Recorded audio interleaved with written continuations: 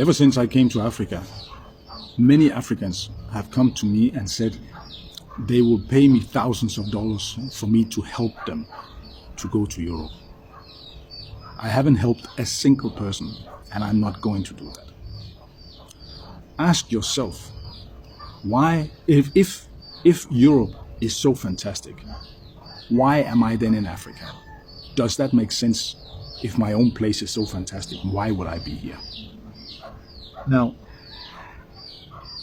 you are ready to pay me thousands of dollars for you to go and work hard in Europe, for you to help Europe get back on track. Why won't you stay in Africa and make Africa get on track? It doesn't make sense. You're an African, so why don't you want to help your own continent to grow and prosper? But you want to go to my continent and make that prosper. It doesn't make sense. If you have thousands of dollars that you want to give me for me to help you to go there, spend those thousands of dollars to set up a business here in Africa. And if you need help with that one, I'm willing to help you. But I will never help you to go to Europe and suffer. A lot of white people are coming out recently asking Africans a lot of questions that why are you coming into our land? Because your Africa is far better than our land. In actual truth, Africa is much better than any of this continent, being it America, Europe, Asia, or Australia. But the colonial masters designed a system to favor their continent and put Africa down and put Africa in poverty. Actually, they designed a system for Africa to remain in poverty forever. Let me explain to you. Let's start with the currency. $1 is approximately 16 cities in Ghana. I am using Ghana because that is where I come from. And €1 is approximately 17 cities. £1 is approximately 20 cities. So how wouldn't Africans go for the dollar? Why wouldn't Africans go for the pound? And why wouldn't Africans go for the euro? They go for the pound because if you get £1, it's approximately 20 cities, which is nothing to a British, but something to a Ghanaian. And this is how they designed the system. An American will take few dollars to Africa to purchase gold. And with about $1,000, he can get amount of gold that he wants, just to cheat the system to make Africans remain in poverty. So they take few of their currency and they come and purchase a lot of our natural mineral resources. They designed this system to favor them and put us in bondage, in poverty forever. So some Africans has done the calculation and they have realized that no, we have to travel to Europe to go for the euro and come back and spend it in our country, which it will give us a lot of interest. I will go for the dollar and come to Africa, come to Ghana, my motherland, and spend it. And with $1,000, I will get about 15,000 or 16,000 cities, which I am super rich, but with $1,000 in the United States of America, it is nothing. So as the colonial masters designed a system to favor them, we are also taking advantage of the same system they designed to go for their dollar and come and spend it for it to benefit us in Africa. Because with few of their currency, we get much of our currency to build the kind of houses we want to build. Yes, of course, in reality, Africa is far better in terms of raw materials, in terms of minerals, in terms of richness. I mean, the richness of the land. I am not talking about the currency because there's no African currency that is actually valued.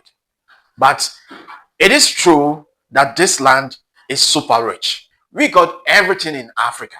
Africa is far better. But the system was designed to make Africa useless and nothing. That is why we cannot afford to stay in Africa, because the system is designed by the colonial masters. And that same system exists today. There is nothing that has changed about the colonial master system that they designed to put Africa in poverty forever. Until this system changes, Africans will always travel abroad to Europe, to America, to Australia, to Asia to seek for greener pastures. Because no matter how much you try in Africa, the system is designed to put us in poverty forever. This is the system that we live in Africa, whereby nothing values here. And this is helping even our political leaders to be so much corrupt. Oh, yes, of course. They go and borrow the dollar and come and spend it in Africa and give them our natural mineral resources in exchange. At the end, the citizens suffer. It is all because of the colonial system. Most of our African leaders are not corrupt because they are naturally criminals. They are not corrupt because they want to be wicked to the African youth. Normally, we judge all of them, but most of them would have liked to do good to the citizens of Africa. But the system is designed that if you are not a corrupt leader, you can't survive. If you are not a corrupt leader, you won't be happy. You won't like it. The system is designed to trap the African leaders. I'm telling you, it is designed in such a way to trap them. Because if you want to sit in Kenya and spend your shillings without getting the dollar, without getting the euro, without getting the pound sterling, if you want to stay in Kenya and spend your shillings, you are going nowhere. I'm telling you, that's the reality. You are going nowhere.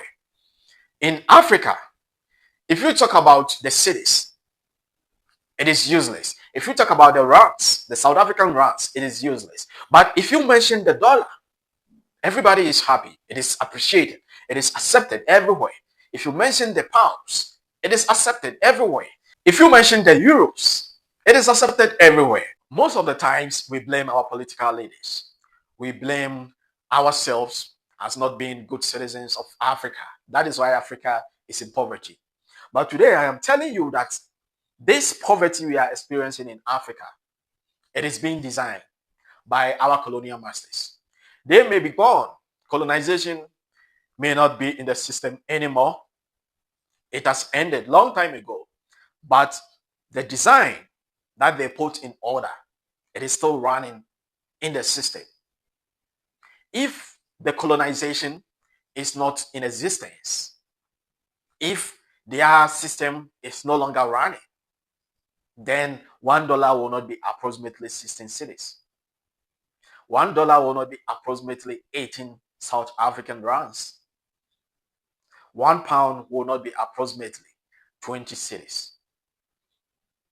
This is our problem that we are facing. So until the colonial system is abolished, Africa will remain like this. Sometimes let's not blame our leaders too much. They are part of the problem. They are part of the problem. Yes, of course, they are part of the problem. But the colonial master still rules.